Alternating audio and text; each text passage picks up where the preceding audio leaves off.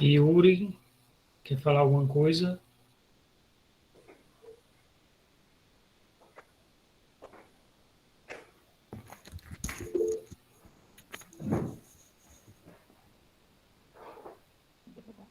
Boa Yuri tarde, Almeida. Secretaria Municipal de Educação de Cochichola. Bem-vinda, boa tarde. Seja Tá, bem-vinda. obrigada. Por nada, satisfação. Boa tarde, Erinete. Boa tarde. Boa tarde.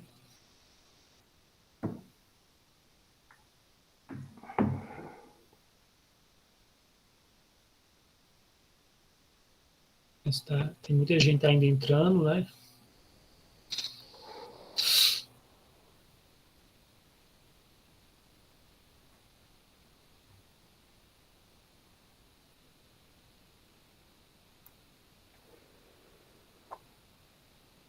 Boa tarde, pessoal. Boa tarde, Maricélia, Betânia. Boa tarde. Boa tarde.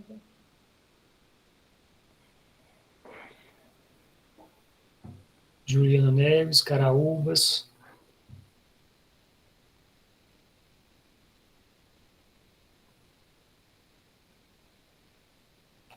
Boa tarde.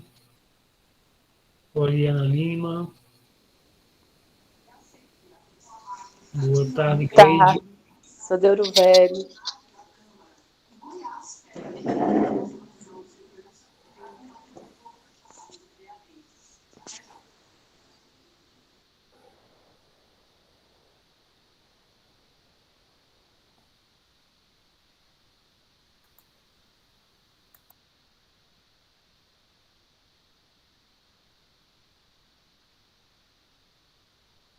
Boa tarde. Boa tarde. Boa tarde. Boa tarde. Boa tarde, Maria do Carmo. Boa tarde. Boa tarde, Euriberto.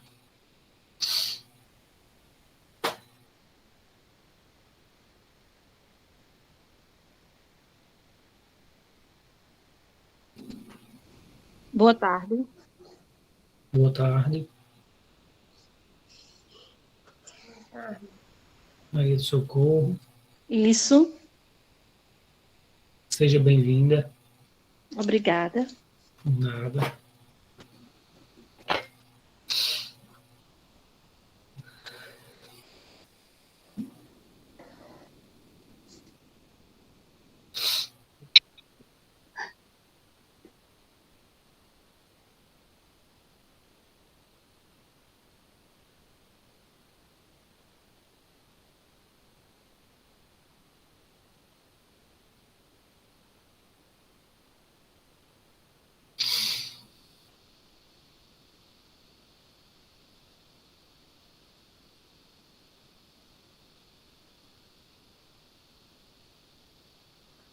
Olá, boa tarde. Boa tarde a todos. Meu nome é professor Rogério Rocha. Boa tarde. Boa tarde, pessoal. Boa tarde. Boa tarde. Boa tarde. Pessoal, iremos começar em 2 minutos. Professora Maria Edifânia, Caraúbas. Bem-vinda, Maria Edivânia. Seja Eu sou o bem-vinda. professor Rogério. Professor São Rogério, João do Cari, bem-vindo. São João do Cari, lá da escola Constantino de Farias Castro, a comunidade rural de Pouso das Pedras. Muito E bem. também obrigado. Seja bem-vindo. Todos Sou nós, professora Cleonice, da Escola de Isabelê.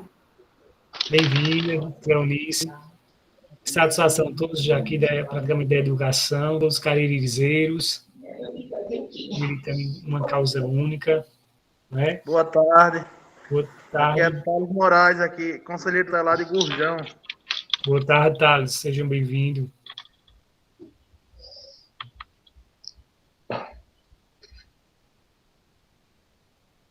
Vamos começar agora em 1 minuto.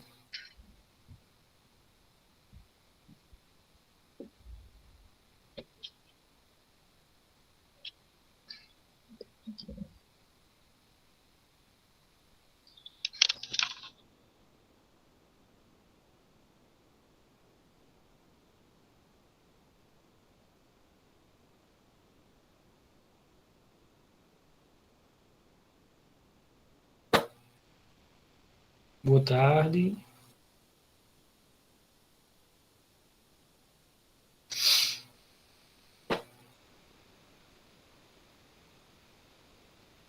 Bem, Maria Antônia.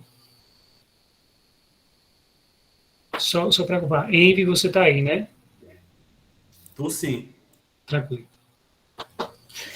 Então, vamos lá. Boa tarde a todos e a todas. É um prazer imenso estar aqui com vocês nessa tarde.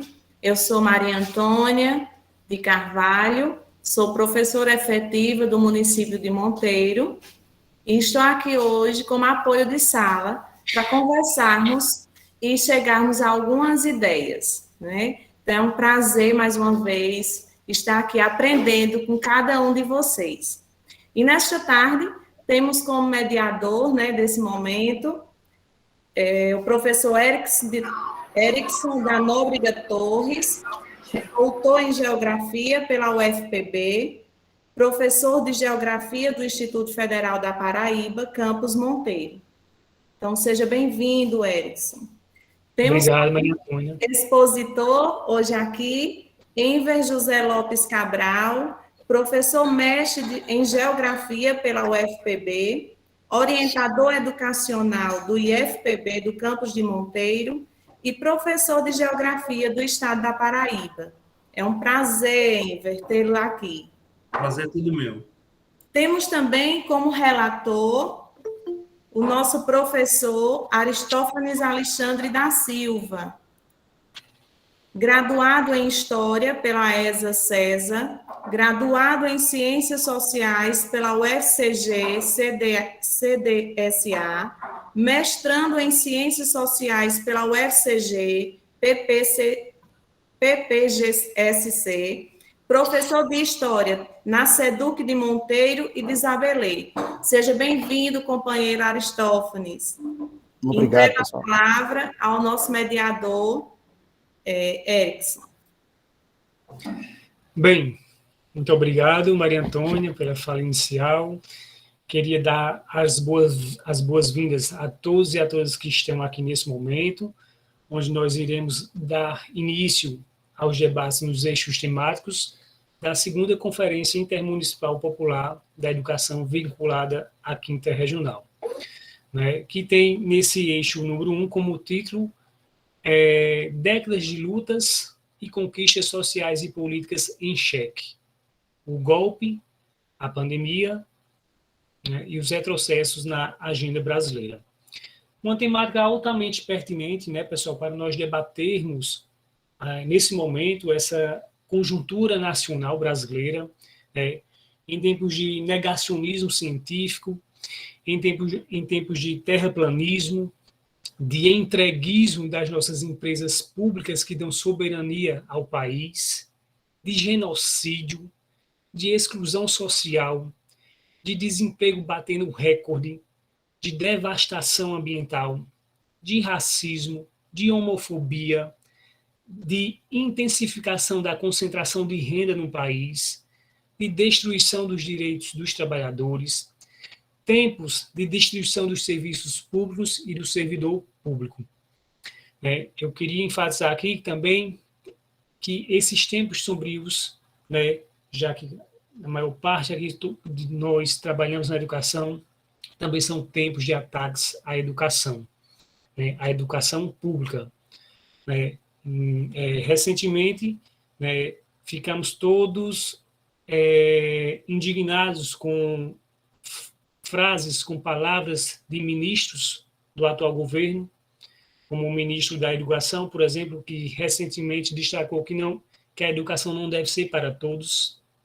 Quando nós temos um ministro da Economia, o Paulo Guedes, que enfatiza que foi um absurdo os governos passados terem financiado os estudos até de filhos de porteiros.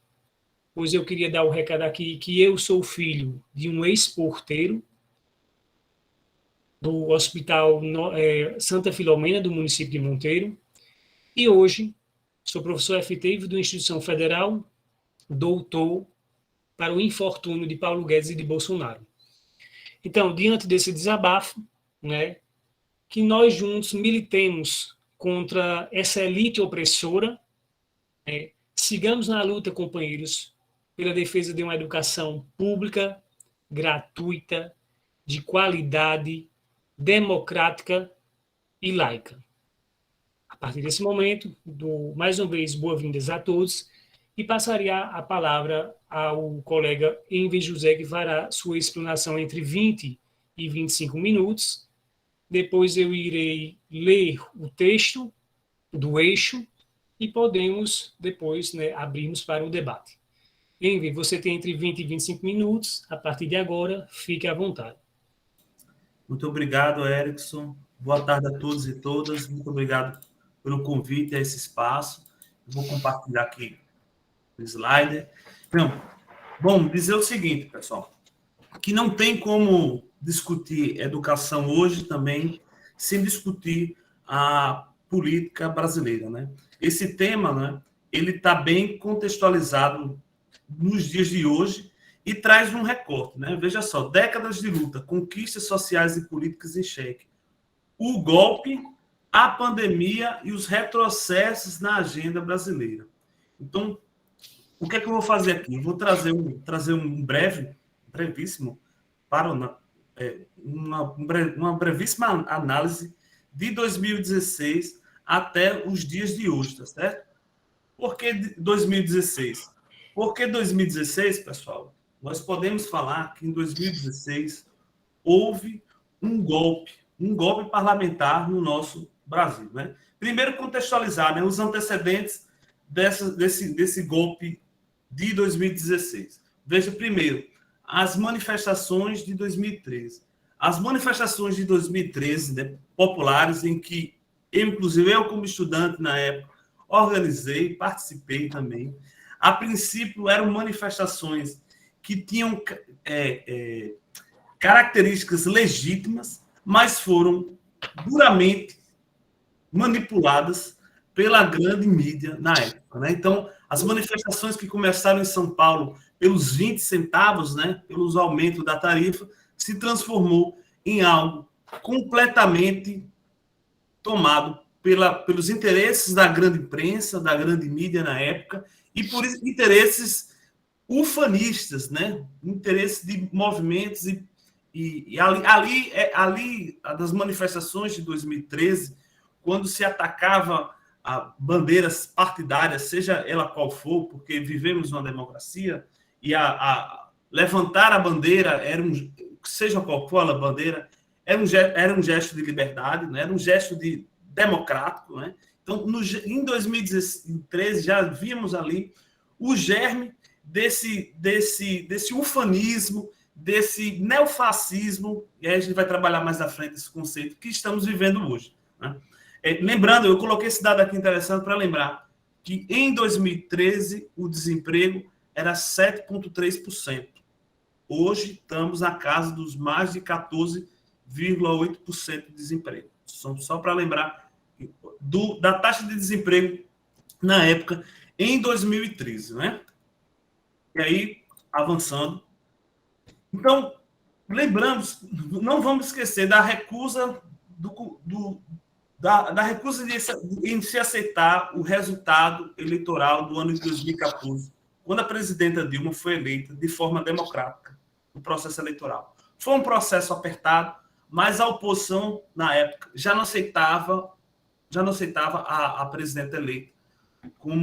E se falava em fraudes, e se questionava, já começava a se questionar o próprio processo eleitoral, né? Na figura, principalmente, aí, do Aécio Neves na época, né? Vocês lembram disso? Vocês viveram isso, né? Mas aí não foi um golpe militar, né? Mas foi um golpe parlamentar. E por que foi um golpe parlamentar, né? Porque se utilizaram aí de um mecanismo das chamadas pedaladas fiscais para dizer que as pedaladas fiscais eram crimes de responsabilidade, né? Então, e aí, inclusive, vários juristas na época publicaram diversos artigos e dizendo o seguinte: olha, se impeachment for o motivo, se as pedaladas fiscais for o motivo para o impeachment, então a gente vai ter que impeachment aí 16 governadores. Outros falavam, vidados, dizendo que era cerca de 17 governadores. E o que é que consistia simplesmente as pedaladas fiscais, né? Eram manobras, né, que os governadores utilizavam para pegar dinheiro emprestado da saúde e colocar na educação, e às vezes uma verba da educação se colocava na saúde. Em resumo, era isso. Então, na época, 17 governadores fizeram isso, mas só que, como na nossa Constituição, no nosso presidencialismo, era necessário para impeachment um presidente dizer que houve algum crime, então se utilizou desse bode expiatório, né, para se dar o golpe em 2016. Né? Então, ou seja, na nossa democracia, né, no nosso presidencialismo, não basta apenas dizer que o governo é ruim. Eu não gosto da presidenta Dilma. Vamos tirar. Não basta isso. É necessário se colocar um crime para se tirar. Né? Então, o presidencialismo funciona, na nossa república, funciona dessa seguinte forma. Em outros lugares, com o parlamentarismo e outros regimes, é possível você tirar um governo através de parlamento que você não gosta. É possível fazer isso. Mas no presidencialismo não funciona dessa forma. Então, fizeram uma manobra aí jurídica, né, política, para se dar o impeachment da Dilma. E aí, quem assume, né, e aí, na época, né, uma líder política que não roubou para enriquecer a si mesma, sendo acusada por uma gangue de corruptos que fizeram isso, roubaram para enriquecer. É uma espécie de golpe brando. Quem falou isso não foi o PT, não foi os partidos de esquerda, não, foi um linguista, Noam Chomsky, professor de Massachusetts, linguista norte-americano, que falou isso. Né? Então, para você ter ideia, no dia 17 de abril do ano de 2016, dos 367 deputados que votaram a favor do prosseguimento do impeachment, 119 responderam com algum crime na justiça comum ou estão envolvidos em algum tipo de suspeita, certo? Então, há exemplo aqui, vou dar vários exemplos da época. O deputado Beto Mansur, do PRB, que está com 47 processos judiciais. A declaração do voto da deputada Raquel Muniz, que se dedicou seu voto ao ex-marido de prefeito de Montes Claros, né? E foi preso horas depois, né? Numa operação da Polícia Federal. Lembrando que o mote também naquela época, né, era a corrupção, que o governo era corrupto, que o governo roubava, que o governo estava, né? Que a Dilma estava roubando, que a presidente estava roubando, né? Então se inventou esse crime aí, suposto crime, para dar o impeachment. Então, o deputado também na época, já repeti isso aqui lá em cima, né? E também o conhecido presidente nosso, né? Que fez elogio aí a um torturador na época, o coronel aí, Carlos Alberto Ustra, tá certo? Então, isso foram alguns dos deputados, alguns exemplos de deputados que proclamavam essa ideia da corrupção e tudo mais, do combate à corrupção, mas que, no fim das contas, não tinha o interesse, de fato, não era esse, era o interesse de apenas mudar a presidenta na época, tá certo? E aí, eu queria dizer uma coisa a vocês, que nesse processo todo, houve uma perseguição sistemática ao ex-presidente Lula, tá certo?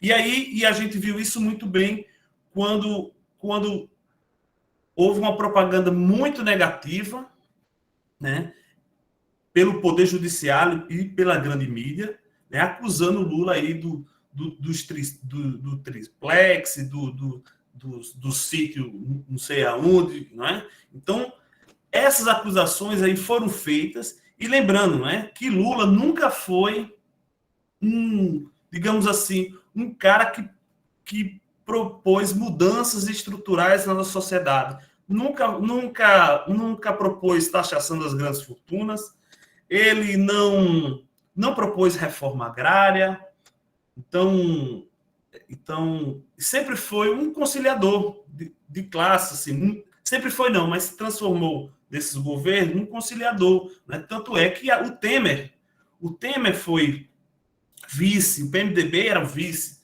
do PT durante muito tempo, né? Então houve essa perseguição jurídica midiática.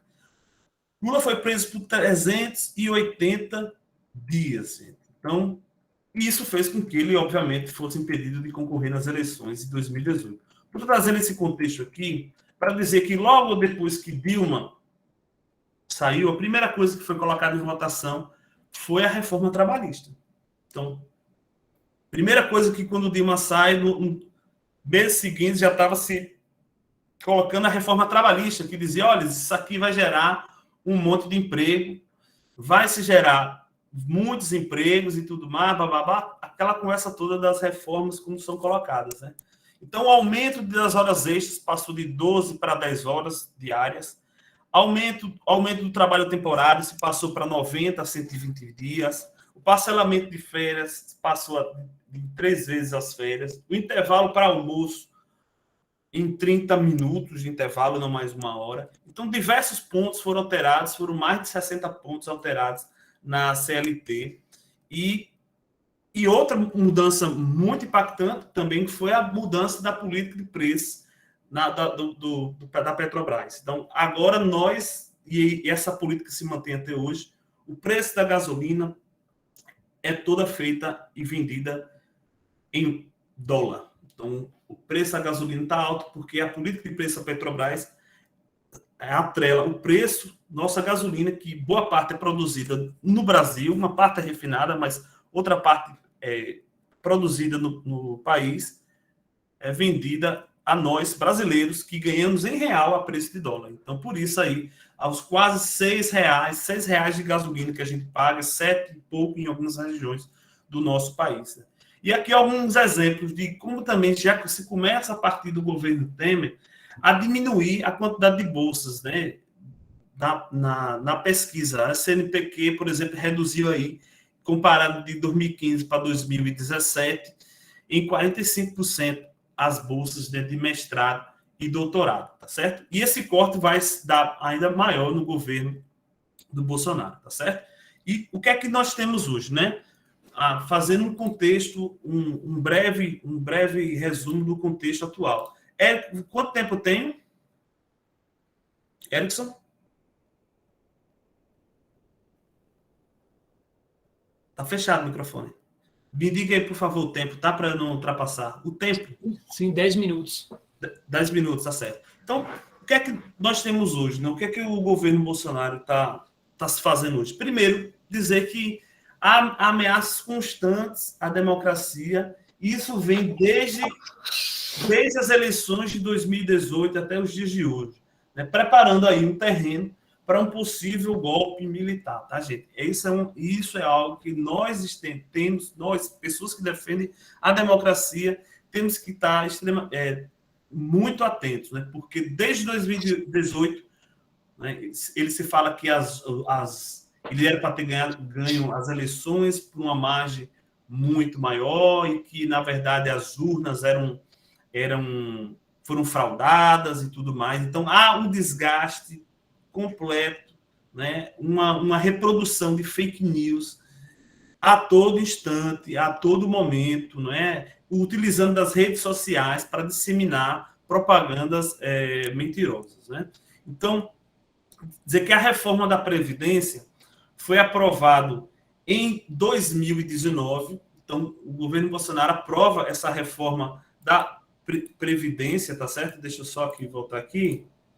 E essa reforma da Previdência, tá? Pulei aqui um slide, ele vai trazer vários pontos, né? Entre eles, a diminuição, a idade mínima de 65 anos e 62 anos para a mulher, no mínimo. Para ter agora valor integral, né? A partir de agora, os trabalhadores devem contribuir pelo menos com 40 anos. A regra antes em vigor era utilizado o valor integral do benefício, era garantido pela fórmula 86-96, que era 96 para homem, com um mínimo de 35 anos de contribuição, e 86 para mulher. Como é que funciona essa fórmula? A gente somava a idade e o tempo de contribuição. E se esse tempo de contribuição atingisse os 86 pontos para as mulheres e para os homens 96, com essas idades mínimas de trabalho de 35 anos de contribuição, então as pessoas poderiam agora aposentar. Né? Mas agora, com essa reforma, não. Tem que ter, no mínimo, a idade estabelecida e esses 40 anos aí de trabalho. Tá? Então, a reforma também acabou com a regra da aposentadoria por idade, que exigia 15 anos de contribuição, idade mínima de 60 anos para mulher e 65 para homem. De cada 10 aposentadorias concedidas, 7 era por idade. Então, assim, olha só, de cada 10 aposentadorias, 7 eram concedidas por idade. Então, exigia aí, no mínimo, 15 anos de contribuição. Então, olha o impacto que essa reforma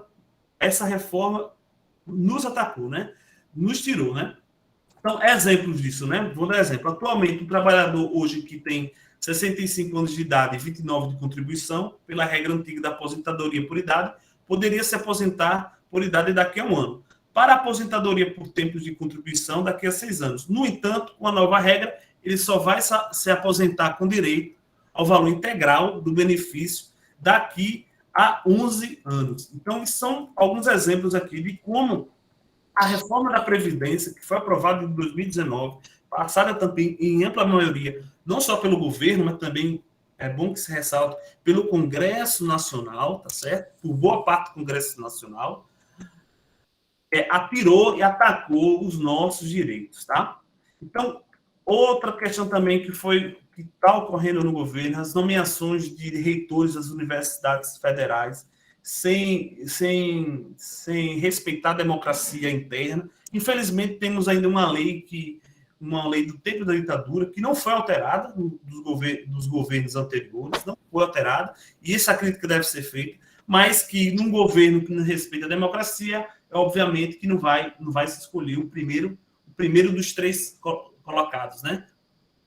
Vai escolher o que for de acordo com os interesses do presidente da República. Então temos aí 15 nomeações de reitores que não foram, que tiveram uma minoria. O exemplo disso aqui, a UFPB, o reitor não teve nem 5% dos votos e levou, e está aí, é reitor hoje da Universidade Federal da Paraíba, tá? Então, há um desmantelamento dos órgãos de fiscalização ambiental, como o IBAMA, o CMBio, né? O antigo ministro do Meio Ambiente, né, estava inclusive envolvido, o Salles, né, envolvido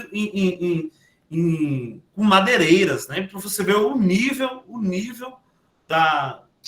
do governo, do governo que nós temos hoje, né? Então, e sem contar com a péssima gestão da pandemia que nós estamos vendo hoje, né, e sofrendo as consequências disso. Demora na compra de vacina, não respeito ao isolamento social, deslegitimação e propaganda de fake news, negação da ciência, né? Auxílio, inclusive o auxílio proposto, né? Que se propagou, que o governo fez, na verdade o governo propôs R$200 e o Congresso alterou esse valor para um valor maior, que a gente chegou aí aos R$600. Então, essa péssima gestão da pandemia, nós sofremos as consequências até hoje disso, né? Uma demora na retomada do crescimento econômico, as escolas ainda muitas delas fechadas, só estamos retomando agora, depois da vacinação dos professores. Ainda temos muitos questionamentos em relação a isso, né? Porque boa parte dos adolescentes também não tomaram vacina, e estamos aí na variante Delta, que é uma variante que é mais forte, né? Que em uma dose só, por exemplo, ela ela não protege o suficiente, tá certo? Então, a nível internacional, o Brasil é uma para internacional, uma piada da diplomacia no mundo, né? Muito em função também dessa péssima gestão dessa pandemia, desse negacionismo científico, né? Algo que era tão óbvio, né? A gente tá defendendo, às vezes, o óbvio hoje. Né? Estamos defendendo vacina, tecnologia na medicina dos anos de 1800, né, gente? Então, assim, estamos vivendo esse período atual, né? E que vem aí, como o Edson até apontou, né? As privatizações. A privatização da Eletrobras já encaminhada, isso vai fazer com que a conta de energia aumente cada vez mais. Estamos numa crise energética muito enorme, tá certo? E a privatizar esse setor, um setor que, inclusive, muitos liberais, muitos defensores do capitalismo, né? A exemplo do partido do PSDB, foi contra a privatização da Eletrobras, porque eles disseram o seguinte: não dá para defender uma privatização do setor que só vai beneficiar aquele setor. Todos os setores da indústria vão ser atingidos, porque as contas de energia vão aumentar, né? Então, para você ver o nível, então, a Eletrobras foi privatizada, os Correios está para ser privatizado, os Correios que entrega serviço gratuito de postagem baratas em regiões do interior da nossa Paraíba, do interior do Norte, do interior do Nordeste. Então, será que as empresas vão atender e vão garantir um preço justo para esses lugares mais distantes? Porque os Correios hoje, eles subsidiam os interiores, subsidiam os pacotes, as encomendas que vão ser entregues nos interiores do nosso Nordeste, interiores do nosso Norte, que não são os lugares que dá lucro, gente, são lugares que dá prejuízo, mas o Correios tem também sua função social. E estamos agora enfrentando aí a PEC 32, que é a PEC que vai desmantelar o serviço público, né? Recentemente, acho que foi ontem ou antes de ontem, aprovaram, né, o relatório, né, aprovaram a relatoria, essa PEC 32 está para ser encaminhada, e aí teremos aí, os concursos públicos não serão mais os mesmos, tá? Vão ser contratos flexíveis. Imagina você fazer um concurso público para durar 10 anos, gente. 10 anos só de concurso público. Para contratos temporários. Então, imagine todos os vários e diversos cargos de direção, né? Tudo sendo indicado pelos governos, né? Então, assim, a democracia nos institutos, nos órgãos federais e no Estado brasileiro vai se desmantelar, né? Então, e temos aí 3 milhões de pessoas na fila do Bolsa Família, na fila do INSS. As pessoas não estão conseguindo garantir o dinheiro do Bolsa Família, do INSS, muito em função dessa política de restrição, essa política de corte que está sendo implementada. A inflação, como consequência desse aumento do preço da energia, o aumento do dólar, que faz com que, e o aumento do dólar aumenta também o preço da circulação das mercadorias. Então, isso faz com que tudo aumente, e a gente está sofrendo isso diariamente, né? A carne aí a 30, 40 reais, né? Frango aumentando, então, tudo aumentando, tudo no supermercado aumentando, e nós sofrendo a consequência disso, né?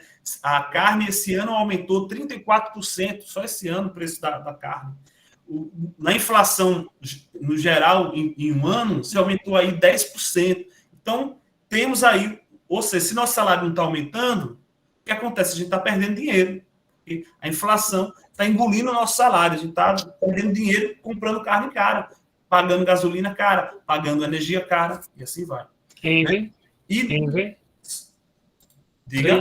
3 minutos para concluir. Beleza, estou finalizando. Então, e hoje temos aí, ó, a taxa de desemprego em 14,6%, 14,8 milhões de pessoas desempregadas, tá certo? Então, vejam só, esses cortes, né? Esses ataques nos direitos sociais, né? Seja na redução da educação, tá certo? As verbas, ano a ano que se passa, tá? As verbas estão diminuindo cada vez mais, os dados são aqui de 2020, mas os dados ainda são menores ainda do que esse, tá certo? Então, cada ano que se passa, mais cortes e mais cortes na educação, salários dos servidores da educação congelados nesse processo, porque se a população está aumentando, não é? Se tem uma demanda maior por educação e os cortes estão reduzindo e a inflação está aumentando, olha o problema que se gera, né?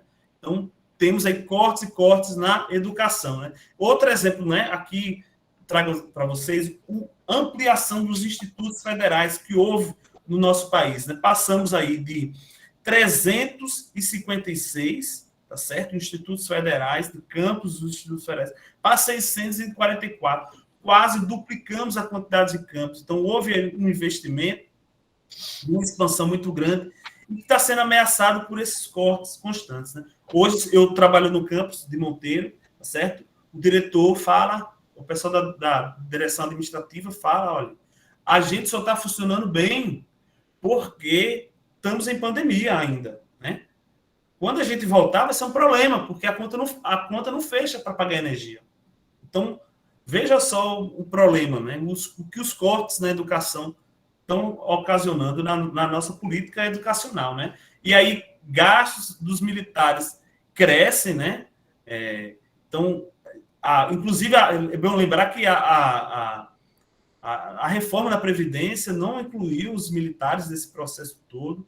Então, os gastos só modificam, eles só fazem, inclusive fizeram, né, essa reforma na carreira que aumentou em 17% os gastos militares, tá certo? Muito para quê? Muito para se blindar, né? Se utiliza da ameaça de um golpe militar, se compra os militares. Então, hoje no governo temos mais de 3 mil, acho que é 2 mil, se eu não me engano, impostos de comando em todos os ministérios do governo. Então, se empurrou muitos privilégios para os militares, o alto comando ganhando 60, 70, 80 mil reais de salário, tá certo? E, no geral, a carreira dos militares aumentando justamente para o governo se blindar e se preparar para um futuro golpe, tá certo? E aí, lembrando, né, que o ranking, o que é que está em jogo aqui? Está em jogo a qualidade, né? A qualidade das instituições, por exemplo, federais, né? Da educação pública federal, por exemplo, né? É um dos exemplos, né? E aí a gente vê isso quando a gente observa a avaliação dos cursos, né? As notas máximas no Enem, né? Então a gente observa, por exemplo, a UFPB, a UEPB, o IFPB, o UFCG, todos com notas altas em relação às outras faculdades na nossa Paraíba, tá? Então, o que está em jogo, gente, é isso. É uma defesa da educação. E por isso que a política tem tudo a ver com a educação. A gente não pode simplesmente achar que é neutro, que a gente não deve discutir isso. Pelo contrário, a gente deve se apropriar desse debate, porque isso atinge nós que somos trabalhadores da educação, nós que somos servidores, né? Então, algo que a gente precisa discutir, né? E aqui eu encerro com a frase de Paulo Freire, né? Aproveitando o centenário dele, né? De 100 anos aí do Paulo Freire, tá? Se a educação sozinha não transforma a sociedade, sem ela, tampouco a sociedade muda. Então, sozinha a educação não transforma a sociedade, mas sem ela, a sociedade não vai mudar. Por isso que é tão importante a gente estar discutindo educação, porque a educação, sem a educação, gente, não há transformação nenhuma em nossa sociedade. Então, é isso, pessoal. Muito obrigado pelo espaço e vamos aqui ao debate.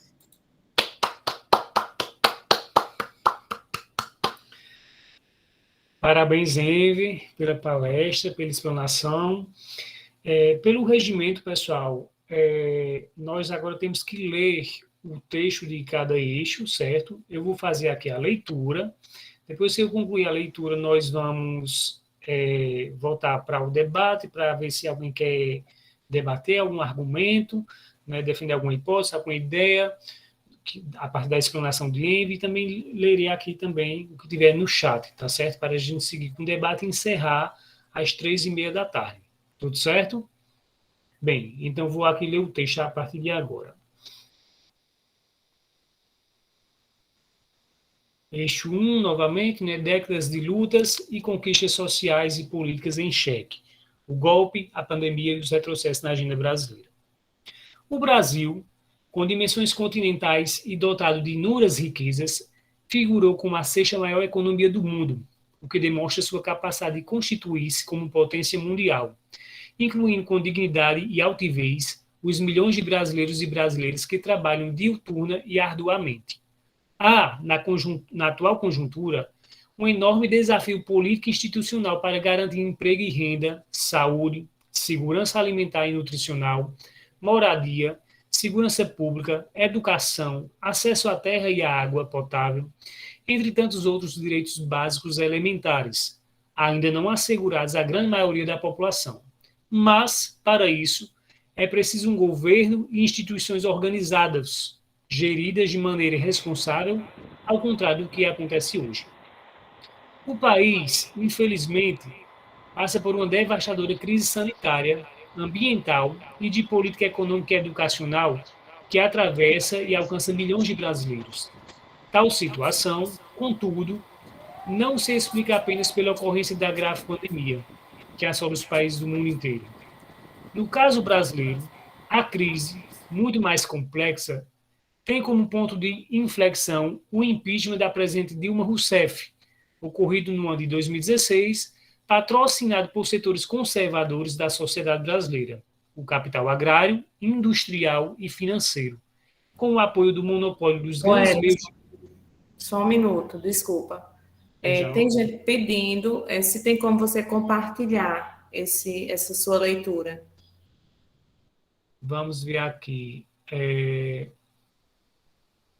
Vejam só, gente, como não foi eu que abri... Desculpa te cortar, certo? É porque eles estão... colocou no bate-papo, né, no chat, aí... Certo, tranquilo, sem problema. Então, só é compartilhar aqui mesmo, né? Já que não foi eu que abri a tela. Isso, só compartilhar. É colocar a tela cheia, Será que é colocar a tela cheia, pessoal? Compartilha a tela. Uma janela, é melhor. Tenta em tela cheia, aí você vai ver, vai aparecer aí do lado o arquivo que você está lendo, o arquivo.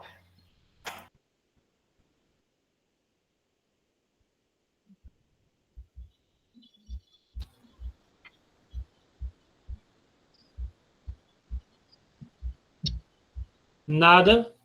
Não. O arquivo está em Word? O arquivo está em Word? Se você quiser mandar para mim... Certo. Deixa eu ver como é que eu faço aqui.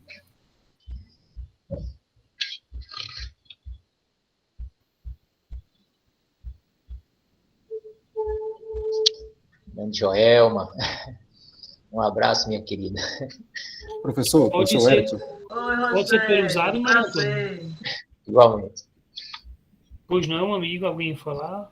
Professor Erickson, o senhor pode tentar, tente pela janela, o senhor clica no programa que está utilizando. Aqui só um minutinho, eu estava no canto errado, desculpa. A tela inteira. Agora eu acho que vai, pessoal. Só um minutinho.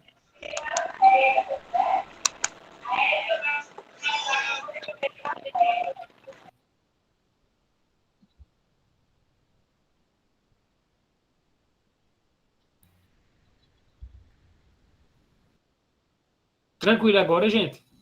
Sim, chegou. Isso. Muito bom. Bem, vamos lá, então. Deixa eu ver onde eu tinha parado. Pronto, tinha parado aqui, né? O capital agrário, industrial e financeiro, com o apoio do monopólio dos grandes meios de comunicação e da cumplicidade do judiciário. Uma importante referência histórica que ajuda a explicar o retrocesso civilizatório no país foi a chegada de Michel Temer ao governo federal no ano de 2016, por meio do golpe jurídico, midiático e parlamentar, e, em seguida, pela eleição de Jair Bolsonaro, governo neoliberal e ultraconservador, por meio de campanha ancorada em notícias falsas e no apoio de setores da classe dominante. O processo acelerou a adoção de um conjunto de medidas que atenta contra o povo e que destrói as conquistas da sociedade nas décadas anteriores, consagradas na Carta Constitucional de 1988, e sinalizam progressiva militarização do Estado. Assim, um conjunto de avanços institucionais e normativos, arduamente conquistados, são esvaziados, fazendo retroceder os avanços nas áreas de saúde, da educação e de tantas outras políticas públicas relevantes para a garantia do bem-estar social do povo brasileiro. A transição orquestrada pelos governos Temer e Bolsonaro, naquilo que diz respeito à característica comum de impor restrição de direitos, de acionar agendas de ajuste fiscal e de constrangimento às políticas setoriais e aos direitos consagrados na Constituição de 88, também é marcada pelos ataques às instâncias e aos instrumentos de participação social. No governo Temer, os cortes financeiros e a extinção de financiamentos impactaram os conselhos e o Fórum Nacional de Educação, FNE, por exemplo. Foi alterado unilateralmente. No governo Bolsonaro, organismos de participação foram ainda mais afetados, sendo extintos e reduzidos os colegiados da administração pública federal direta, autárquica e fundacional, como conselhos, comitês, comissões, grupos, juntas, equipes, mesas, fóruns e qualquer outra denominação dada a colegiados que não tenham sido criados por lei. Merecem atenção, ainda, os retrocessos nos marcos históricos de composição do Conselho Nacional de Educação, cujas indicações vieram acompanhadas de forte viés ideológico conservador, privatista e religioso, em consonância aos interesses governamentais e em contraposição à defesa do CNE como órgão de Estado. A recente Política Nacional de Participação Social representa um profundo atraso para a redemocratização do Estado brasileiro. Infelizmente, no contexto da pandemia de Covid-19, muitas mortes evitáveis se multiplicam em razão de ações criminosas do governo Bolsonaro.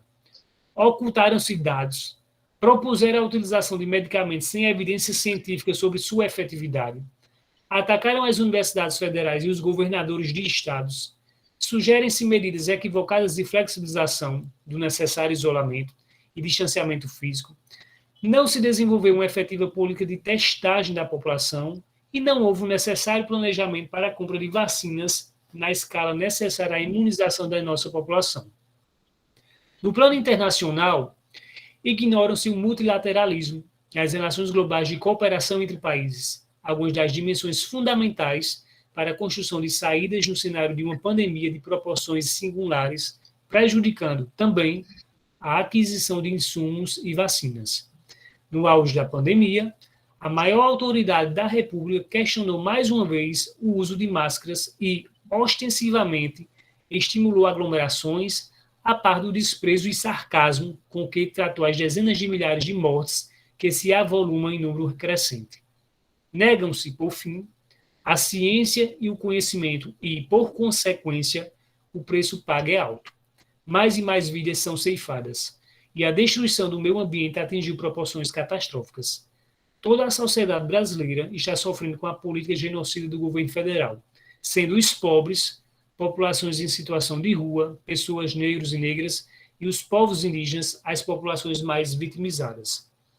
A pandemia, paradoxalmente, exige o debate sobre a centralidade do Estado no provimento do socorro ao cidadão, que, neste caso, requer assistência à saúde, à renda básica, que assegure sua subsistência e o direito à educação.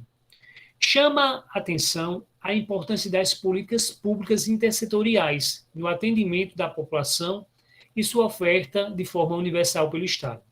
No Brasil, pesquisadores, cientistas e milhares de profissionais da saúde e da assistência social trabalham, dedicada e decididamente, com muita responsabilidade e competência, pela preservação e garantia de vidas, a despeito das práticas nefastas e negacionistas da esfera federal, que, em um contexto de calamidade, foi incapaz de empreender esforços comuns com gestores dos demais entes federados.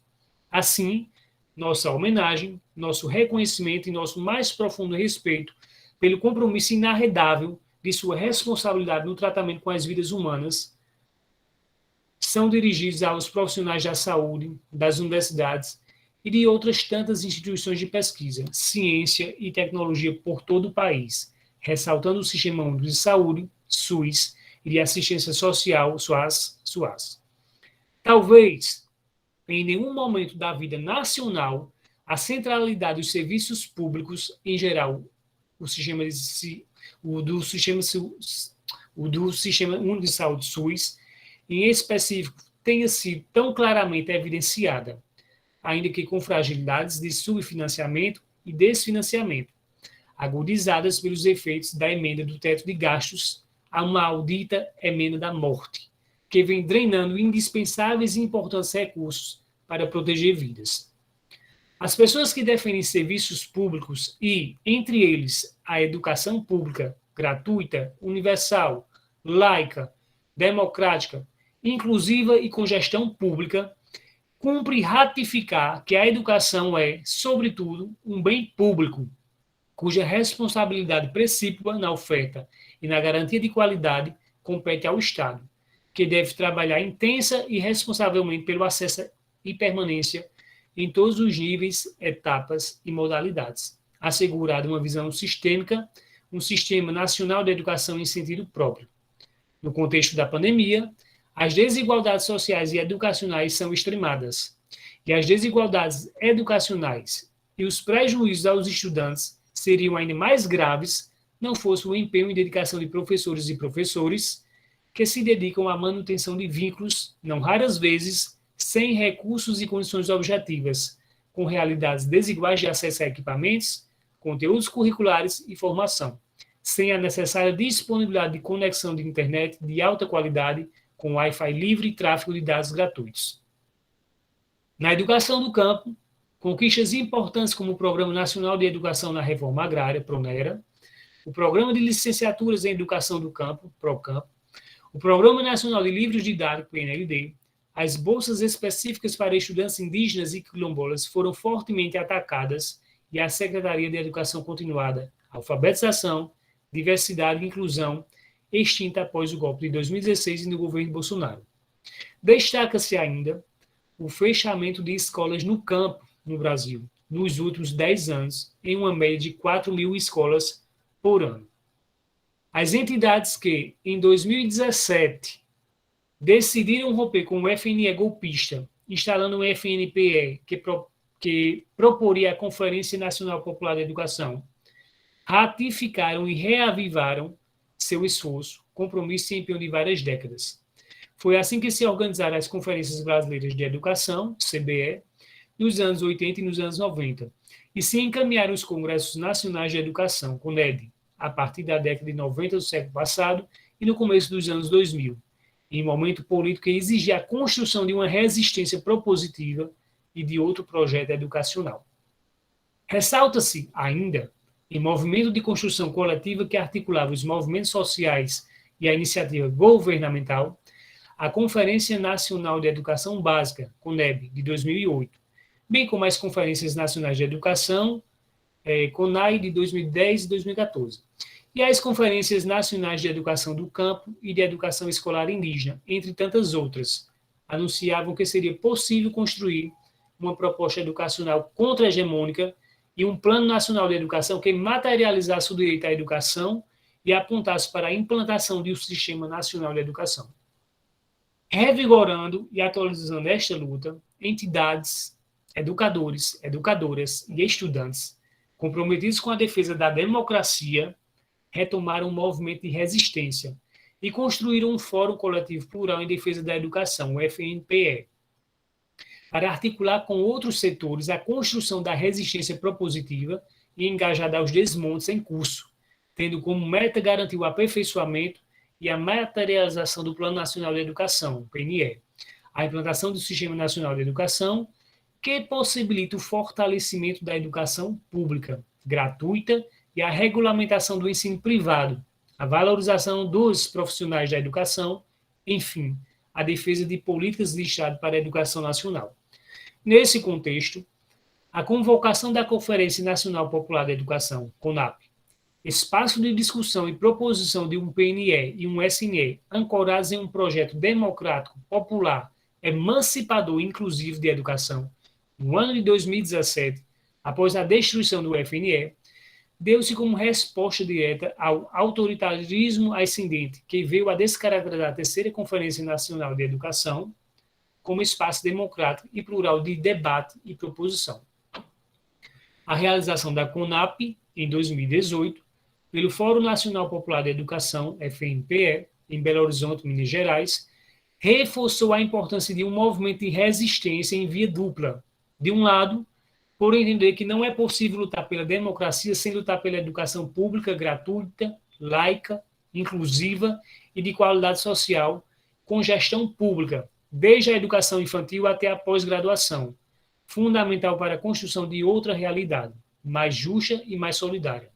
De outro, porque qualquer discussão sobre políticas educacionais só faz sentido e só terá efetividade a partir do momento em que se assegurar a restauração do Estado democrático de direito, sendo o impedimento de Bolsonaro por crimes de responsabilidade e contra a Constituição um caminho para a realização de eleições livres e efetivamente democráticas.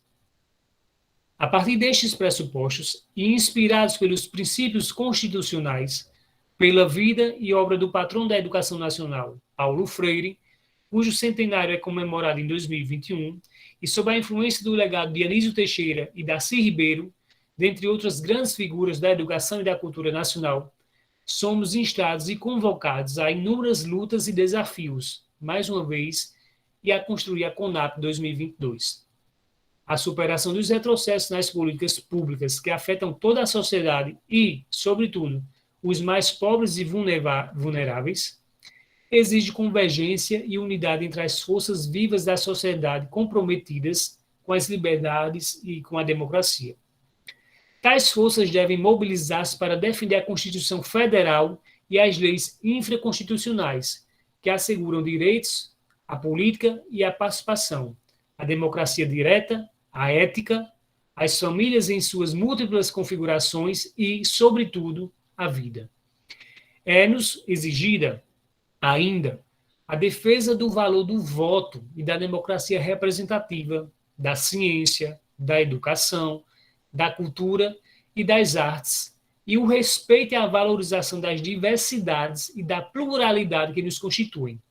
Além disso, são valores que devem unir tais forças à liberdade de imprensa, à preservação do meio ambiente e uma economia voltada ao desenvolvimento nacional soberano, sustentável e inclusivo, cujos princípios não devem subjugar direitos conquistados.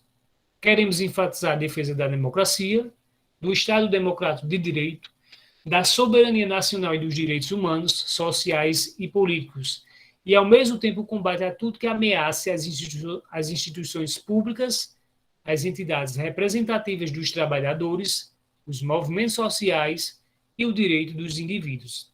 Dessa forma, deve-se rejeitar fortemente as iniciativas de golpe, de autogolpe e todas as manifestações antirrepublicanas e fascistas.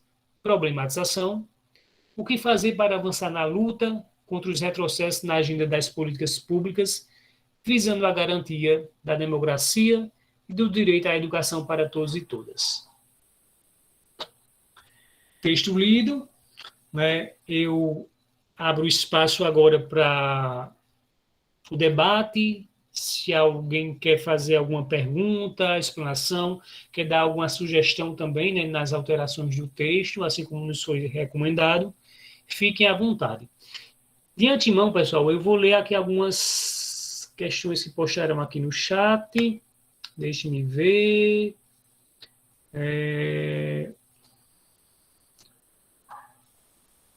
Aristófanes, parabéns, professor Envy. Realmente é necessário realizar uma rememoração dos caminhos percorridos até hoje, tanto no sentido de reconhecer as vitórias, quanto autocríticas para entendermos o que necessita ser aprimorado. Fátima Silva, pura verdade. A educação vem perdendo muitas coisas que foram conquistadas. Deixa-me ver se tem mais alguém. Joelma, impressionante como ainda tem gente que defende esse governo. Zito Júnior, dói no coração ainda mais quando vejo um professor o defendendo. George Melo, Lula, Ciro, Dória, ou a tia da cantina, não importa quem vai entrar. São muitos retrocessos para serem recuperados em um único governo vindouro. Infelizmente, quanto mais tempo demorar para esse arremedo de Mussolini cair, mais tempo vai levar para o Brasil se recuperar do baque. José Rogério Rocha, professor Rogério de São João do Cariri, professor de Geografia estudou na UEPB e atuo hoje como professor da disciplina da rede municipal. Aqui é só se identificando. É Dilma Cordeiro. Está cada vez mais claro que o governo atual quer o fim dos direitos, seja ele estudo, saúde, entre outros. Cada dia pior. Jorge Melo. A cada dia fica mais constrangedor negar que este não é um governo fascista, segundo o estudo de Levitsky e Ziblatt. Fátima Silva. Sem dúvida, a intenção desse governo é deixar as pessoas sem estudo para que não possam pensar e exigir melhorias e direitos. Joelma Vieira, nunca tive dúvidas que esse governo tem intenção de um golpe.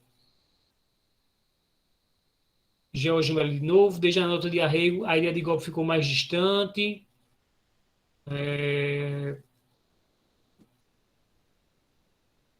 Pronto, pessoal, aqui são as conversas do chat, certo? E agora eu abro o espaço, o diálogo, para quem quiser fazer algum comentário, um texto, em cima da fala do professor Enver. Vou aqui anotar. Uma primeira mãozinha já se levantou ali. Vamos lá. Yuri, pode ficar à vontade. Quem quiser, levante a mão que eu vou anotando aqui na sequência. Yuri. Yuri Almeida, quer falar alguma coisa? Levantou a mão.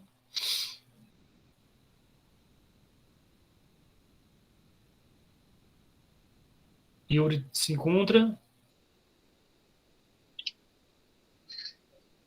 Eu acho que ela é uma mulher. Ela apertou sem querer, Erickson. Que durante toda a explanação ela estava aparecendo a mãozinha. Ok, obrigado. E Diogo Kleber? Pronto. Eu queria fazer um pequeno comentário também, pegando a deixa do colega que falou sobre esse processo histórico que aconteceu do impeachment de Dilma, né, e entender um pouco sobre essa questão do impeachment de Dilma, do que foi feito pelos parlamentares, né? Existe um conceito que é falado na política, que é o presidencialismo de coalizão, né, que pouco é comentado, né, pelo senso comum, já que o presidencialismo de coalizão ele é entendido como aquele o velho você toma lá da cá, do qual o próprio Bolsonaro disse que não ia fazer esse tipo de política. Então, Dilma, pelo fato de talvez não ter feito essa política direitinho, né, do presidencialismo de coalizão, que é o toma lá da cá, ela não teve o apoio parlamentar para se manter no poder, né? Aí vem o governo de Bolsonaro, né, que teve essa propaganda política dele, falando que não ia fazer esse tipo de governo, de tomar lá da cá, e hoje a gente vê como ele trabalha praticamente em cima de emendas parlamentares para tentar manter o seu governo de uma estabilidade, digamos, entre aspas, né? E veio também a questão que se abafou um pouco, que foi o desmonte da educação, né? Houve meio que uma tentativa de desmantelar a educação, colocando ministros que trabalhavam questões muito mais ideológicas do que questões da própria educação a ser trabalhada, como, por exemplo, o Enem, valorização do profissional e uma série de coisas que, como o ministro Weintraub e entre outros, né, não fizeram, né? Então, o que eu queria falar era justamente isso, né, sobre essa questão do presidencialismo de coalizão, que vem de Dilma até aqui no governo de Bolsonaro, e sobre essa questão do desmantelo da educação, né, que é praticado por Bolsonaro. Hoje se abafou um pouco mais, porque a atenção foi para a saúde e a economia, né? Mas, com certeza, o ano que vem, vamos ver como é que vai ser trabalhada essa questão aí da educação no país.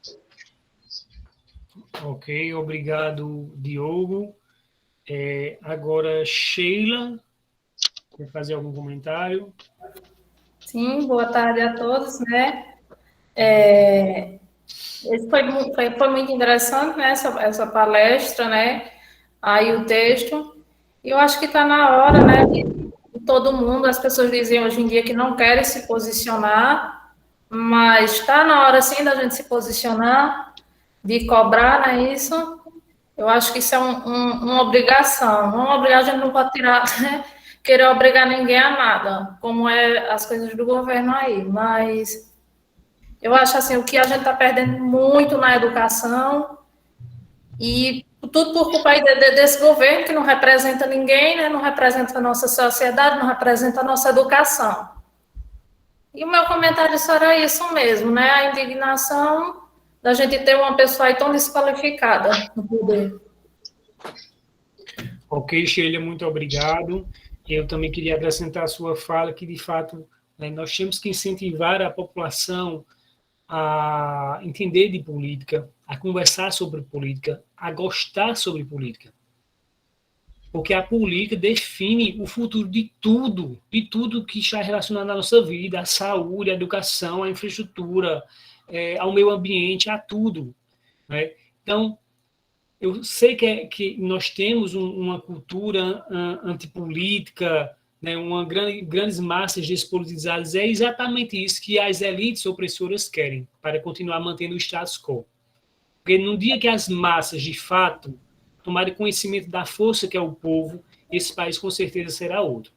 E, infelizmente, para aqueles que continuam com esses discursos de que não gostam de política, o castigo para essas pessoas é serem governadas pelos que gostam. Tá bom? Com certeza, até porque, né, eu acho assim, quando a gente não se posiciona, a gente acaba se posicionando para o lado errado, né?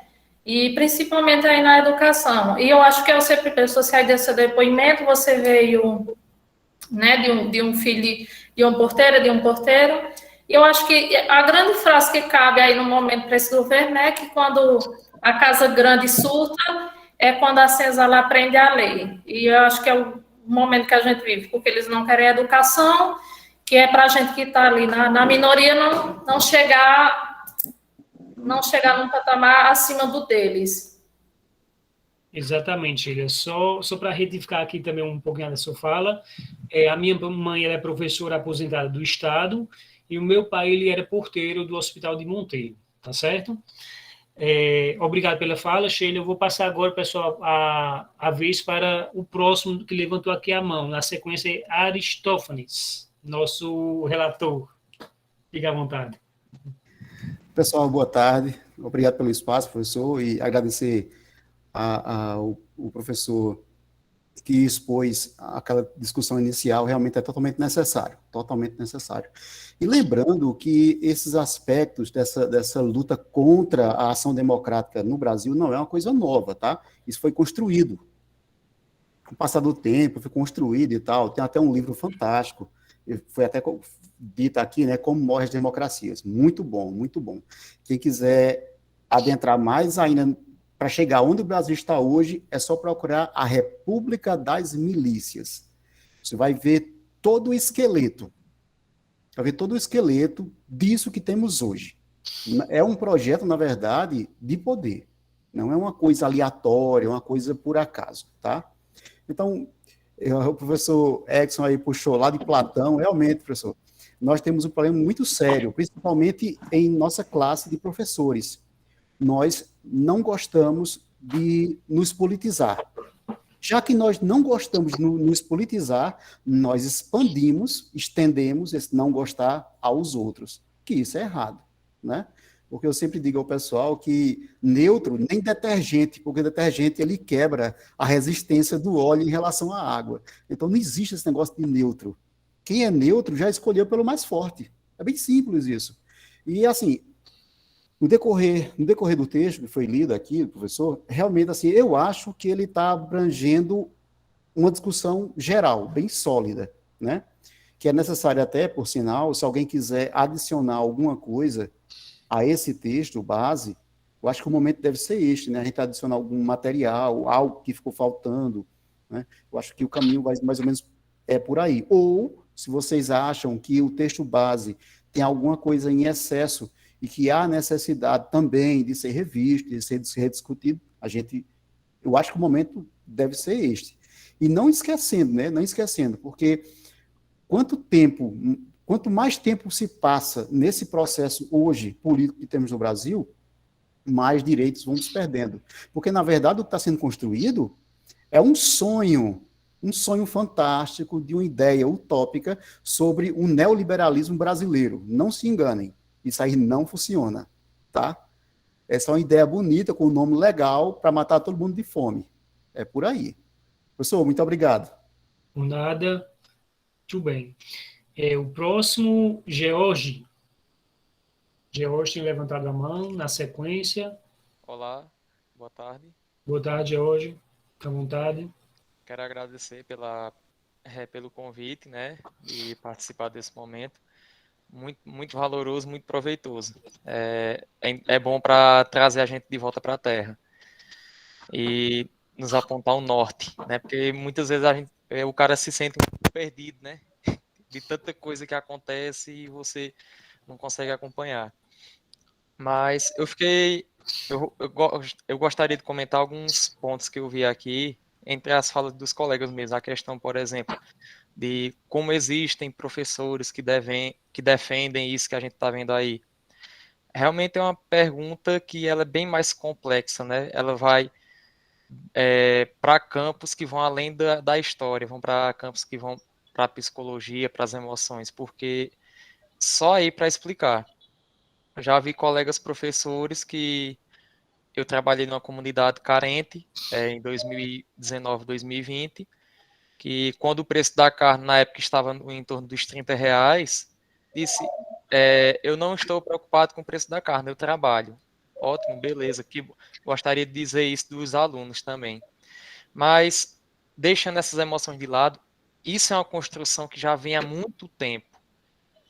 Eu me formei no curso de História em 2018. Em 2015, quando eu entrei, já no primeiro período, eu já ouvi falar que Paulo Freire era analfabeto, que a mulher dele escreveu uma carta com não sei quantos erros de português. E isso é uma construção muito antiga que o surto da Casa Grande, né, como foi citado aqui, ela vem desde a década de 60, quando a população, as instituições políticas mais ligadas ao povo começaram a se mobilizar e a conquistar resultados, a dialogar com o poder. E esse surto da Casa Grande vem de lá, desde a ditadura militar, que é para colocar o povo no lugar que eles julgam melhor. E eu posso até aconselhar depois, quem puder ler, né? Esse livro aqui é muito bom. Tudo que você precisou aprender para virar um idiota. Esse livro ele vai evidenciar, vai expor as raízes de algumas das teorias conspiratórias que guiam os rumos das políticas públicas brasileiras. A gente está vendo aí um negacionismo profundo na questão da vacina. Ainda hoje eu topo com um professor que diz, eu não sei se eu vou tomar essa vacina, que eu não sei o que tem dentro dela. Então, esse movimento anti-vacina, eu estou vendo a colega aqui, Elizabeth, fazendo um gesto de constrangimento, porque realmente é constrangedor você trabalhar uma pessoa que nega a importância da vacina. Eu tive familiares, não tão próximos, mas eram sim familiares e amigos que foram embora por causa dessa pandemia e que poderiam estar aqui com a gente hoje se a vacina tivesse chegado a tempo. Então é negacionismo quanto à vacina, negacionismo contra o papel que Paulo Freire teve perante a educação mundial, não só brasileira, mas mundial. Então, são teorias conspiratórias, que sobra até espaço para a Terra plana, para o geocentrismo, que estão guiando as políticas públicas, mas que não são de hoje. E eu receio que, infelizmente, também não vão acabar com a queda de Bolsonaro, ou por via de impeachment, ou por via eleitoral, ou até mesmo de ele não querer concorrer mais, mas que vamos ter que lutar contra isso durante um bom tempo ainda. O fantasma do comunismo, o governo mundial, todas essas teorias, elas estão presentes aí ainda. Ainda hoje, durante a sessão inicial, né, lá no YouTube, tive que me posicionar no grupo de professores em função de um colega que estava incomodado porque o rumo da atividade tinha tomado um rumo político-partidário. Aí eu entro em outro ponto. O professor não pode ficar calado, o professor tem que falar de política. Agora, que tipo de política você quer falar? Você quer ser isento, tomar uma posição neutra, como o colega já disse. Quem se diz neutro já tomou a posição do mais forte, de quem está no poder. Então, esse medo, essa destruição da política, ela também vem junto com essa mesma destruição do legado de Paulo Freire, da credibilidade da educação, do sistema público de saúde, dos serviços públicos. Já vem de muito antes. E que a gente ainda vai ter que lutar muito contra isso. É muito triste você ver um colega professor que se diz não gostar de política, ou que se você tocar em assunto de política na sala de aula, ele já leva para o lado partidário, o lado do palanque. E não é assim. Nós temos que ensinar nossos alunos que política é importante. As escolhas que eles vão fazer a partir dali serão de responsabilidade deles, mas que eles tenham noção de que a política é parte da nossa vida. Nós somos seres políticos, e dizer que você é apolítico, que não gosta de político, é a mesma coisa de ser um peixe e dizer que não gosta de água. Obrigado. Obrigado, George. Parabéns pela fala. Eu vou passar agora a vez para José Rogério, na sequência. Olá, quero saudar, boa tarde a todos. Já me apresentei, né? Saudar vocês todos aí na pessoa dessa grande amiga minha, Joelma, aí de Monteiro, que foi por muito tempo da 5ª região. Mas eu vou pegar a fala de muitos, né, e colocar apenas algumas coisas que eu vou ser muito breve. Tem algumas coisas que foram colocadas aí nessa questão social que nós estamos vivendo, nessa decadência social nesses últimos 2 anos, 3 anos, por aí, que se chama educação, saúde e meio ambiente. E para isso foram escolhidos, Erickson, os piores ministros da história desse governo. Estavam aí, Waltraub, né? E aí tem esse outro que dá dedo aí para o pessoal. Os piores ministros estão nessas partes, né? Nesse campo histórico da nossa sociedade que devia trabalhar pela saúde, pela educação e pelo meio ambiente. E assim não estão fazendo. São várias coisas que foram negadas nesse período. E hoje a gente, como professores, temos cada um as nossas colocações, as nossas situações políticas, os nossos pensamentos, mas o pensamento nosso como professor é que a educação continue sendo a única forma de mudar uma sociedade. Essa sociedade só muda, Erickson, só muda através do professor, fazendo com que o aluno também perceba isso de uma forma muito clara, né? E isso perpassa essa sociedade que precisa de um professor, né? Que precisa de um profissional médico muito bom, precisa de quem cuide do meio ambiente, desse espaço geográfico, né? Quando eu falo de espaço geográfico, eu gosto muito, porque sou formado em geografia, e tenho esse prazer enorme de falar dessa coisa.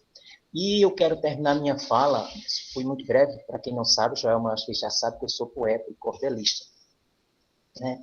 E quando eu vou às reuniões aí em Monteiro, eu sempre termino minhas falas com um verso que a Ari sempre me pede, e eu vou terminar essa minha fala com 2 versinhos sobre esse momento que nós estamos vivendo aqui hoje, né?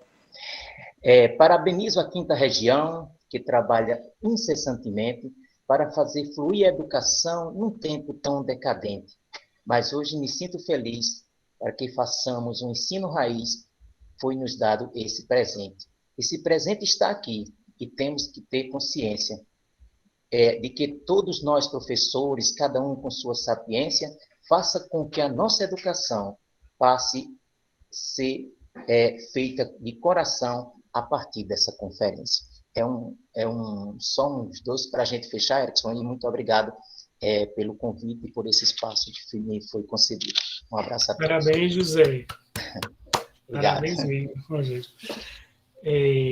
Temos 7 minutos apenas, pessoal. Deixa eu passar a vez agora para, na sequência, Antônio Freitas. Fique à vontade. Boa tarde, professor. Boa tarde a todos que estão na reunião. Fico muito contente. A sua história parece com a minha. Também sou filho de um agricultor, né, e uma professora de ensino primário. E muito me representa a sua história. Eu também consegui fazer ensino superior. E tenho a mesma visão que você tem sobre essas questões. E para não me alongar muito, eu também sou poeta. Foi interessante que o poeta falou antes de mim, e quero parabenizar ele, muito bem.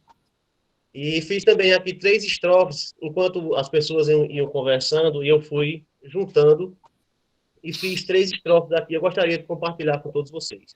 Ótimo.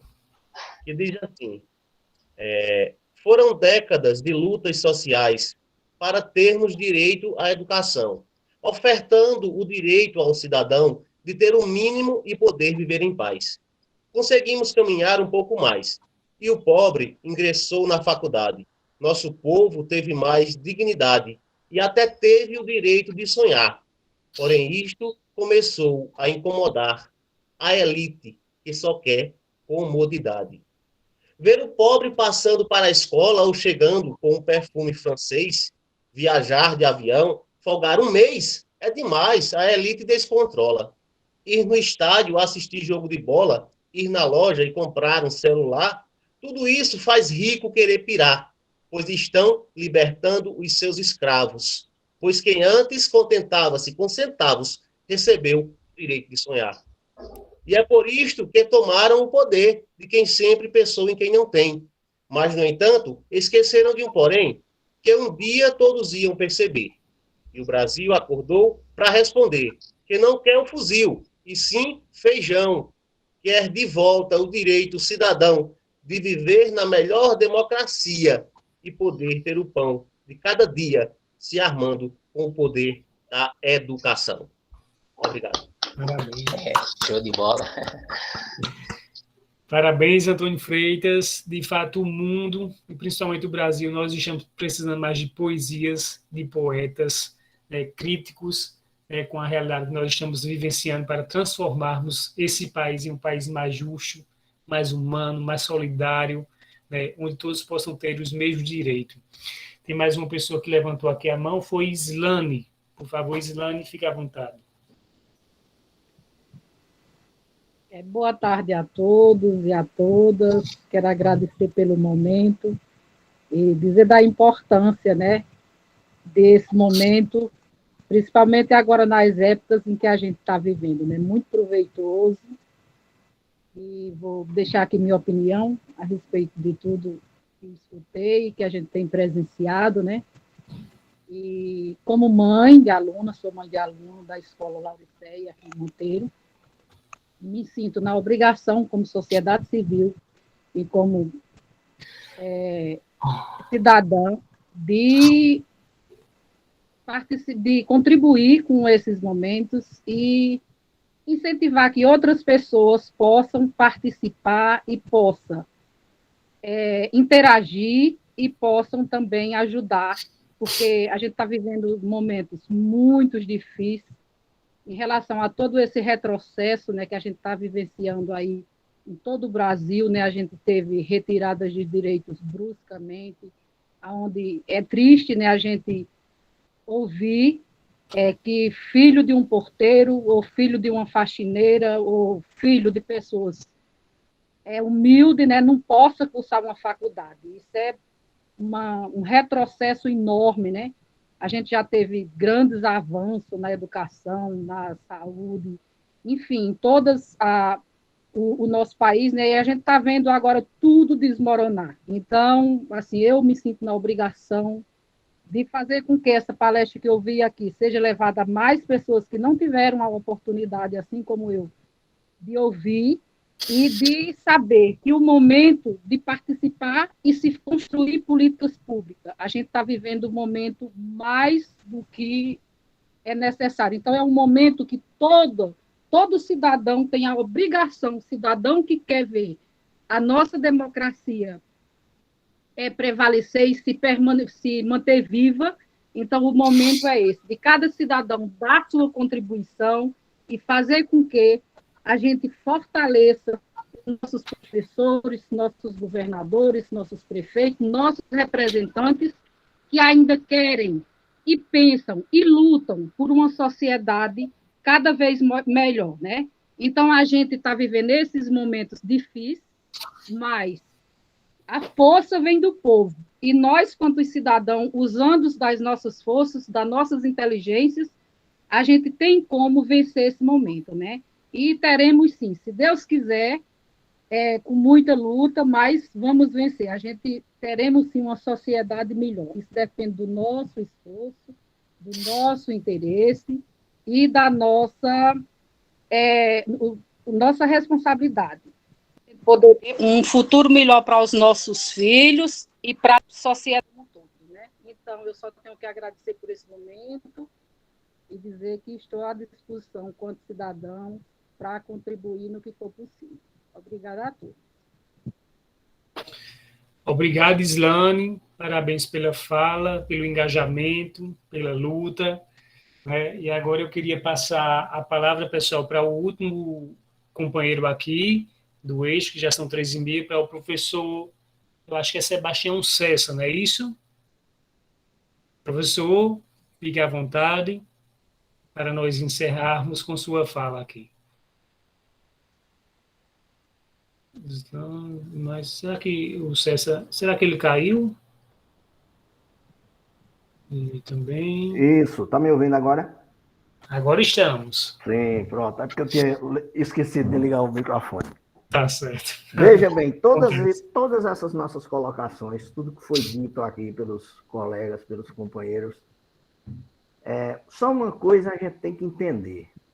Tudo isso aí, a nossa luta passa necessariamente pela qualidade do nosso voto. No próximo ano nós teremos aí eleição novamente. Eu estava vendo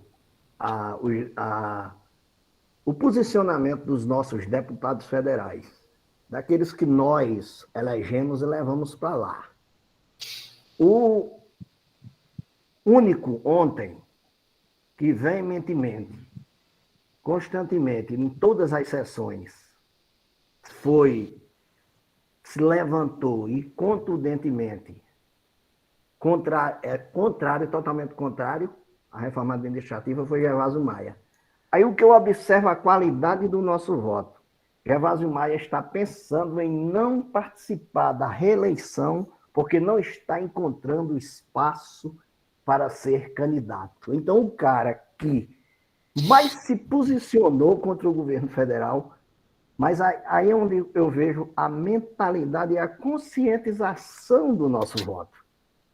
Enquanto nós vemos aí o deputado que nós vemos que será o grande campeão de voto da nossa região, votou todas as votações contrárias a nós.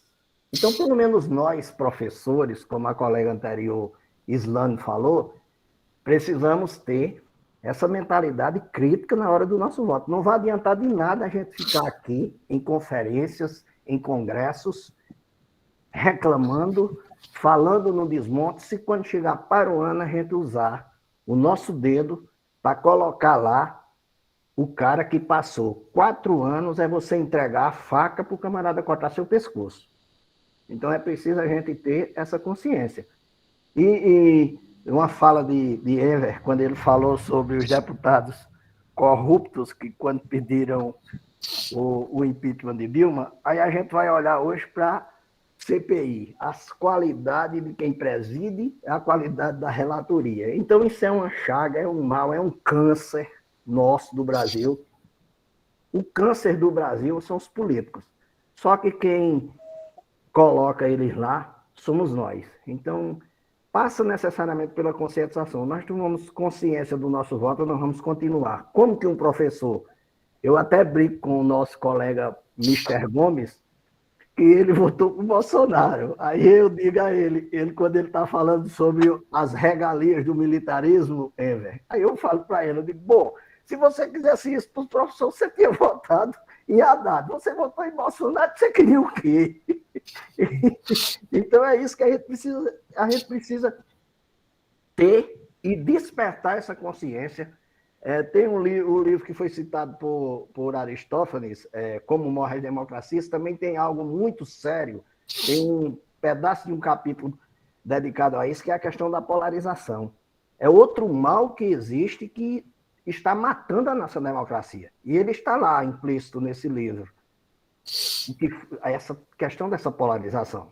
Então, é algo que é mal para a democracia, é péssimo para a democracia isso, e realmente está causando um grande mal para a nossa democracia, para o nosso país. Mas eu quero só fechar dizendo que, para despertar em nós a questão, e eu sempre falo isso nas minhas aulas com os alunos, primeiro para despertar neles o desejo pela política, para participarem intensamente da política.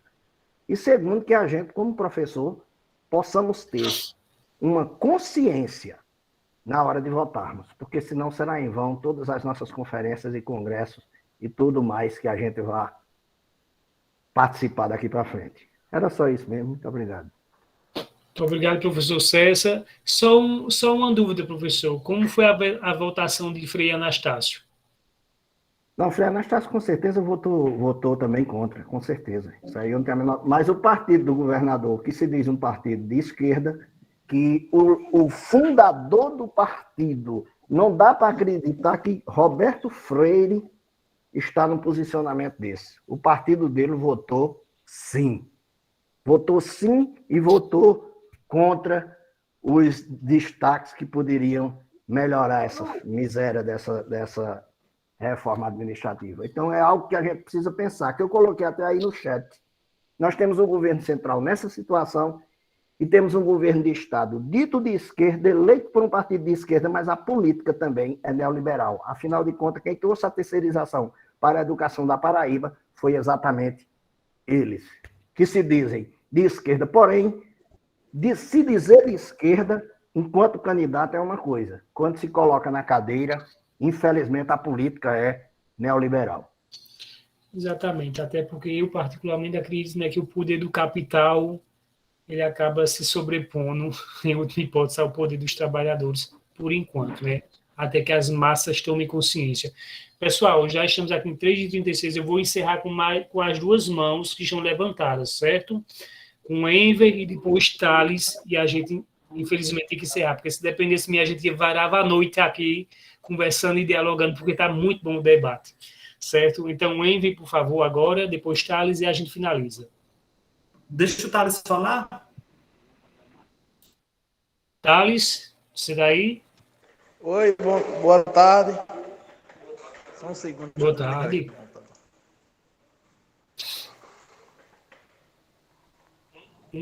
Oi, estão me ouvindo? Sim. Oi. Oi? Ué. Tá dando microfone agora?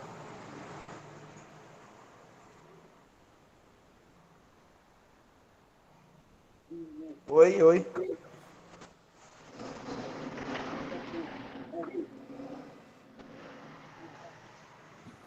Thales? Oi, tá me ouvindo? Estamos sim, pode falar. Ah, agora eu tô ouvindo. Pegando a fala aí do professor Sebastião, dessa questão de voto, que a gente tem que se conscientizar. Realmente, a gente ainda vê muita gente falando que não, eu não vou votar porque não tem mais jeito, que isso, que aquilo. Não sabe essas pessoas o tanto que muita gente sofreu para dar o direito da gente hoje exercer o voto da gente, não é isso? E essa questão de pegando aí a onda dos colegas aí, poetas, eu também brinco de ser poeta, às vezes, e tem um poema que diz assim, eu sou aqui do Cariri, sou de Gurjão, né, que é muito seco, e tem um poema que diz assim, o sabiá do sertão faz coisa que me comove, no ano ele passa 3 meses cantando, e sem cantar passa 9, parece que está se preparando só para cantar quando chove. Então, assim, esse poema ele não diz só a chuva. A chuva, ela vem de todas as formas. Ela pode ser a questão do voto. A gente tem que votar para trazer coisas boas, que é o que a chuva traz. São coisas boas, não é isso? E a minha fala é essa. A gente tem que esperar passar essa tempestade e tentar mudar. Ano que vem a gente tentar mudar para ver se as coisas melhoram. Era só essa a minha fala. Parabéns, Thales, pelo poema, certo? Satisfação. E agora eu passo a falar ao Inger. Deixa o microfone. Final. Bem, pessoal, assino embaixo. Acho que é bom fechar o microfone. Quem está mediando a sala? Oi? Pronto, agora foi. Pessoal, assina embaixo em todas as falas, né?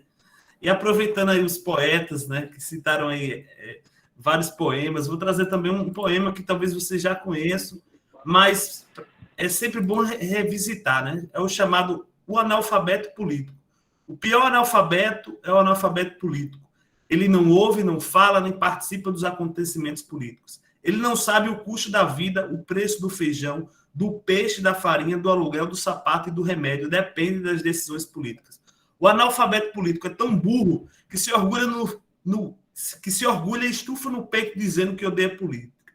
Não sabe o imbecil que da sua ignorância política nasce a prostituta, o menor abandonado e o pior de todos os bandidos, que é o político vigarista, pilantra, corrupto e lacaio das empresas nacionais e multinacionais. Então, um poema do Bertolt Brecht que traduz um pouco desse orgulho que certos professores, né, como muitos citaram aqui, falam, dizer que não gostam de política, né, que não odeiam política, mas a política, ela resolve tudo, né? Ela resolve o preço da farinha, do feijão, do alimento, do aluguel, do combustível, né? Então, não dá para a gente não discutir, não dá para a gente não querer não discutir política, né? E acho assim que uma coisa também que permeou aqui várias falas aqui foi a ideia do surto da Casa Grande, né? Veja só, os governos petistas, eles são acusados de uma coisa que eles não são, comunistas. Eles não são comunistas, mas a elite é tão atrasada que acha que Bolsa Família, acha que universidade pública é coisa do comunismo. Se eles soubessem o que era comunismo, eles ficariam mais assustados ainda, porque é uma transformação muito mais radical do que isso aí, né? Obviamente, com todas as críticas que a gente se tem hoje aos processos históricos que se ocorreram no comunismo, né? Mas é tão atrasada a nossa elite que não aceita que o filho do porteiro, o porteiro vá para a universidade. É extremamente conservadora, não aceita. Não aceita a origem de classe de Lula. Não aceita que uma mulher governe o país. Ou vocês teriam dúvida que se fosse uma mulher no lugar de Bolsonaro já tinha dado impeachment. Então, essa é a elite que está hoje no poder. E é o pior, é a pior elite. É a extrema-direita, neofascista. E aí a gente entende por que Mussolini chegou no poder, Hitler chegou no poder. A gente entende, né? Aí a gente... Há uma questão psicológica, antropológica, né? Que existe aí de 20% da população brasileira que está nessa onda aí, neofascista. Essa onda anti-ciência, né? E que a gente não fez essa reestruturação, porque a democracia, quando em 88, quando a gente implementou, a gente não puniu os militares pelos crimes, pelas torturas que fizeram. Não houve uma reforma no Exército. Não houve uma reforma. Não houve punição. Então se tem... A gente não combateu, a gente não denunciou da forma como deveria denunciado a ditadura militar. A gente não puniu quem deveria ser punido, porque houve tortura, houve morte, houve perseguição, fizeram um acordo por cima, certo, com os militares, e os militares não foram punidos. Por isso que eles estão saindo aí das cavernas, né? Estão saindo, não estão se sentindo à vontade de sair e propagar esse ódio e todo esse conservadorismo, né? Então, pessoal, não tenhamos dúvida. Bolsonaro é inimigo da educação, porque o projeto dele é um projeto neofascista, é um projeto que é contra a liberdade de expressão, uma coisa básica, mínima. E por isso que agora nós, por incrível que pareça, até a Rede Globo de televisão parece que está arrependido da bobalhagem que fez. A grande mídia está sendo perseguida agora. A grande mídia liberal, que criticou tanto os governos de PT, agora está perseguida, sendo perseguida. Porque esse governo é contra a ciência, contra o óbvio. Contra o óbvio. Então, parte da grande mídia agora já começa a mudar de posição por causa disso, porque viram que não dá para simplesmente moldar o Bolsonaro, chegar no governo, o Bolsonaro não vai se moldar, amanhã ele recua, depois ele avança, é assim que vai ser até ele cair. Até ele cair. E não tenhamos força disso. Então, por isso, gente, é muito importante a nossa força, a nossa organização, né? Eu sei que às vezes a gente trabalha demais, é muito cansativo, mas participem do seu sindicato, participem das mobilizações, quando tiver as mobilizações, porque eu não quero só derrubar o Bolsonaro, não quero que ele caia só em 2022, não. Porque será que a gente vai ter eleições de 2022 com esse governo aí? Então ele está dentro de uma estrutura de Estado que não quer sair, não tem correlação, ele não tem força a nível internacional, não tem correlação nacional, nem força internacional para dar um golpe militar. Não tem. Mas ele pode criar as condições. E isso é muito perigoso para nós que somos professores. Imagina a gente dando aula e, de repente, entra a polícia para prender a gente. Então, é nesse sentido aí, pessoal, que nós temos que lutar contra esse governo e a importância da gente estar se organizando, porque não podemos só ficar lá e esperar 2022. Não, se a gente esperar 2022, talvez 2022 não chegue para a gente. Talvez as eleições não existam, a gente não pode estar participando. Então é muito importante que a gente se mobilize, é muito importante que a gente chame a atenção da sociedade, chame a atenção dos estudantes, e aí não é fazer proselitismo, não é fazer proselitismo na sala de aula, não é isso. Não é isso, é problematizar a realidade que a gente vive, porque os nossos alunos são aqueles que estão mais sofrendo com tudo que está acontecendo no nosso país. Os alunos que são carentes, que não tem nem o que comer, estão sofrendo porque não tem, a escola está fechada e tem que ir lá pegar a merenda na escola. Então, pessoal, vamos que só a luta é que transforma. O povo unido jamais será unido, os professores unidos jamais serão vencidos, tá certo? Então, um grande abraço, um prazer, a gente se reencontra aí na vida, nas ruas e nas escolas. Um abraço. Obrigado, professor Emi, obrigado mais uma vez pela palestra. Pessoal, queria agradecer a participação de todos, certo? Nessa tarde muito proveitosa, nesses debates, né? Infelizmente, nós vamos ter que encerrar aqui agora, por mim a gente ia até meia-noite, porque eu sei que o debate ia fluir, muita coisa para ser debatida, né? E queria agradecer mais uma vez a todos, certo? Desejo a todos vocês saúde, proteção e resistência, né, para nós vencermos esse momento sombrio, né, que o Brasil está passando, né, um caos terrível, né, um governo que defende coisas que é de não se acreditar que a gente escuta. Eu mesmo, às vezes, penso que eu estou escutando errado o que é que esse governo e os seus ministros estão falando. É para todo mundo escutar. Então, um grande abraço a todos. Eu quero passar a voz agora a Maria Antônia, para encerrar aqui o eixo, certo? E a gente fica por aqui. Satisfação em conhecer todos vocês e vamos à luta. E quem puder, 2 de outubro, vamos às ruas. Com igualmente, Edson. Valeu mesmo. Tchau, pessoal. Satisfação. Então, foi uma satisfação enorme ouvi-los e principalmente confirmar tanta verdade, né? Que o pensamento é comum aqui. Nós vamos continuar essa conversa, né, a partir das 16 horas, lá no canal da SEDUC, no YouTube. O expositor e o mediador. Tem alguém aqui? Só um minutinho, pessoal. Vamos continuar, né, essa conversa.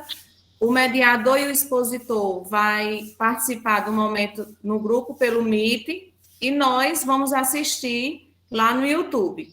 Esperamos todos vocês, vamos ter um descansozinho até às 16 horas, né?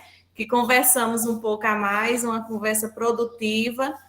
E até mais, pessoal. Muito obrigada. E vamos nos encontrando no caminho da vida e nas discussões. Tchau, tchau. Tchau, tchau, gente. Abraço. Amém, amém, amém. Tchau. Tu encerras a gravação, Maria? Tchau, tchau. Sim, encerro sim. Tchau, gente. Abraço. Tchau, gente. Tchau, tchau a todos.